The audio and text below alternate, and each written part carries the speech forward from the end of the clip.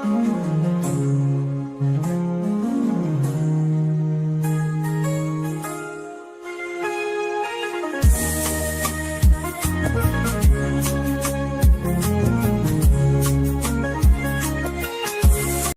በይፋ የተጀመረው የተቀናጀ የፖሊዮ ክትባት ዘመቻ ሀገር አቀፍ ዘመቻ ነው።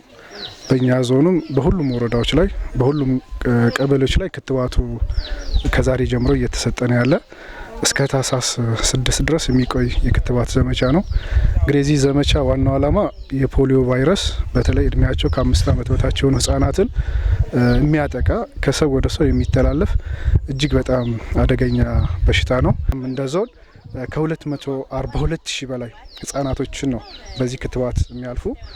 ስለዚህ በዚህ ዙሪያ ላይ እንግዲህ ባለሙያዎችንም ኦሬንት አድርገን ስልጠና ሰጥተን በሁሉም በዞናችን ባሉ ወረዳዎች በዞናችን ባሉ ቀበሌዎች እድሜያቸው ከ5 ዓመት በታች የሆኑ ህጻናት በዚህ ክትባት ያልፋሉ ማለት ነው።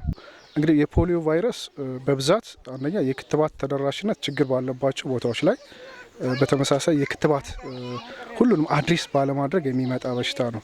ከንጽህና ጉድለት ጋርም እንደዚህ ተያይዞ የሚመጣ ስለሆነ እዚህ ላይ አሁን በተለይ ከዚህ ከግጭቱ ጋር ከጦርነቱ ጋር ተያይዞ ሁሉም አካባቢዎች ክትባት ተደራሽ ስላልሆኑ እሱንም ጭምር ታሳቢ ተደርጎ በመደበኛ ክትባት ይሰጣል።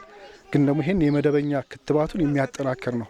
ስለዚህ ከዚህ አኳያ ምናልባት ቀጣይ ሊከሰት ስለሚችል ሙሉ በሙሉ ቫይረሱን ለመክታት እና በህፃናት ላይ ይሄንን በሽታ ሊቋቋም የሚችል ኢሚዩኒቲያቸውን ጭምር ዴቨሎፕ ለማድረግ ታሳቢ ያደረገ ዘመቻ ነውና ይሄ ዘመቻ እንግዲህ በዚህ መልኩ ተግባራዊ ለማድረግ ነው እንቅስቃሴ እየተደረገ ያለ።